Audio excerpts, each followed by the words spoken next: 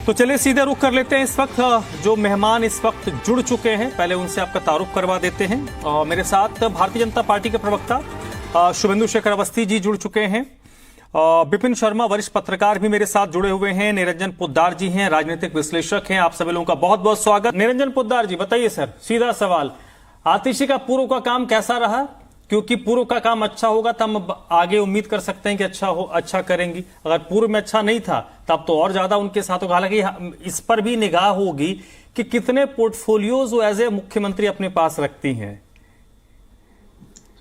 देखिए धर्मराज जी, अगर मेरी बात करेंगे तो मेरा तो विचार ये है, आतिशी जी ने जल मंत्री के नाम पे बहुत अच्छा काम किया। बहुत अच्छा काम इस तरीके से बता रहा हूं कि जब जनता को जल नहीं दे पाई, यानी कि जनता, दिल्ली की जनता जब बूंद बूंद पानी को तरस रही थी, जब आप ये समझ लीजिए टैंकरों के ऊपर महायुद्ध हो रहा था, उस टाइम आतिशी जी ने बहुत बढ़िया अनशन करा था। तो मैं उस जो अनशन करा था ना, उस काम को बहुत अच्छा काम मानता हूं। और जिस तरीके से जब भी दिल्ली के अंदर चाहे जल संकट आया, चाहे जल भराव का संकट आया, और आतिशी जी ने जिस तरीके से प्रेस कॉन्फ्रेंस करी और जनता को बताया कि एलजी हमें काम नहीं करने दे रहे, वो भी बहुत शानदार काम किया। तो इसलिए मंत्री के तौर पर जो उनका काम है वो प्रेस कॉन्फ्रेंस और अनशन, और जिस तरीके से केवल और केवल दूसरी तरफ उंगली कर देना, बहुत शानदार काम था।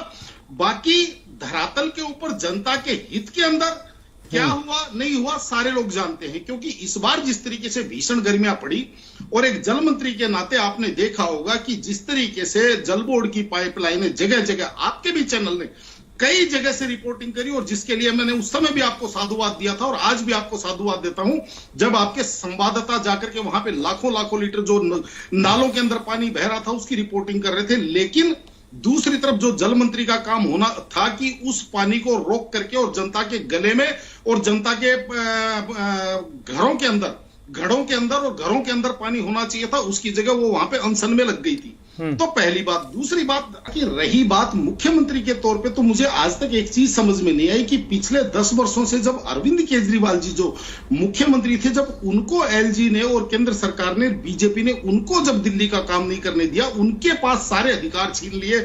इनके हिसाब से जब भी दिल्ली पे मुसीबत आई तब इनके हाथ में कुछ भी नहीं था। तो अब मुझे एक बात बताइए, आज ऐसा क्या इन्होंने घुट्टी पिला दी एलजी साहब को या बीजेपी को कि वो अब इनको 4 महीने के अंदर अभूतपूर्व काम करने का मौका देंगे? और मेरे को तो ये चीज भी समझ में नहीं आ रही कि अब ये जाकर के किस हिसाब से वोट मांगेंगे कि आप हमें वोट दीजिए, आप हमें सत्ता दीजिए, हम दोबारा से एलजी साहब से खाली झगड़ा करेंगे, कहानी घर घर की चलाएंगे। यहाँ पे हम जिस तरीके से जो एक वैमनस्य की राजनीति चल रही थी, वो उसके ऊपर ठीकरा फोड़ रहा है, वो उसके ऊपर ठीकरा फोड़ रहा है। जब भी दिल्ली का कभी भी संकट, किसी भी प्रकार का दिल्ली के ऊपर संकट आए, चाहे वो प्रदूषण का आए, चाहे वो कोरोना के समय, चाहे मेडिकल इमरजेंसी आए, चाहे जब भी आए, तो उस समय केवल और केवल केंद्र सरकार और एलजी के ऊपर ठीकरा फोड़ने के लिए आप हमें सत्ता में दीजिए। तो और यही अगर रवैया है तो फिर जनता वोट क्यों दे? मैं एक दिल्ली का नागरिक होते हुए वोट क्यों दूं? आप मुझे चलिए ठीक है निरंजन पोद्दार साहब, ठीक है।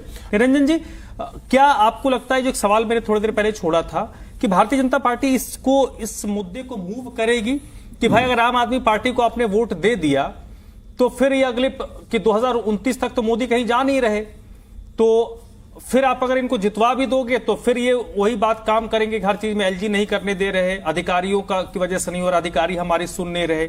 लगता है बीजेपी इसको बहुत जोर शोर से उठाएगी इस बार? देखिए धर्मराज जी, मैं बार बार कहता रहा हूं, भारतीय जनता पार्टी पूरे देश में जैसे मर्जी राजनीति करे, लेकिन दिल्ली की राजनीति को मैं देख रहा हूं, भारतीय जनता पार्टी पिछले 10, 12, 15 वर्षों से जो भारतीय जनता पार्टी की राजनीति है, उसकी स्थिति ये है कि अगर वो अकेले दौड़ेंगे तो भी सेकंड आएंगे। ये मैं आपको लिख के दे रहा हूं। और आज की तारीख में भी जो मुद्दे, जो टॉपिक भारतीय जनता पार्टी लेकर के जनता को समझा सकती है, कहीं ना कहीं आज भी भारतीय जनता पार्टी केवल और केवल अरविंद केजरीवाल जी और आम आदमी पार्टी की पिच पे खेलने के लिए मजबूर हो जाती है, समझ से परी है। रही बात, अब थोड़ा सा मैं एक हास्यास्पद आपको बात बताना चाह रहा हूं। अभी अनित सिंह जी ने कहा था कि भाई एक भी राशन कार्ड नहीं बना। अभी मैं आपकी बात से सहमत नहीं हूं अनित सिंह जी, क्योंकि जिस तरीके से आपने देखा होगा, इसी सुल्तानपुर माजरा जो अभी नए मंत्री बन रहे हैं, इसी से एक इनके मंत्री हुआ करते थे संदीप कुमार, उन्होंने राशन कार्ड तो बनाए थे सरकार बनने के बाद में, तो आप ऐसे नहीं कह सकते राशन कार्ड नहीं बने थे।